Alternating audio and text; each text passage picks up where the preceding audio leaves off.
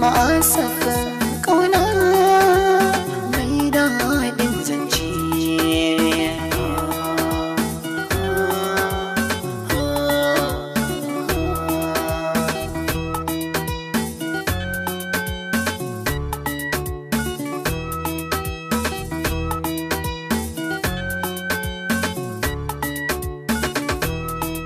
Dama haka rayuwa take, wataran a sha wuya, tilas a tausaya maka, kunci na zuciya.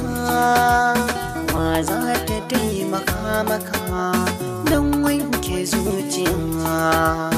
Mutuwa ta yi mamaya, ta mata rayuwa. Wa za ya tsallake mata sai dai ya sha wuya? So farin jini yake ba bakin jini ba, so gyara rayuwa yake ba bata rayuwa ba. Ma'asaf, ma'asaf, ma'asaf.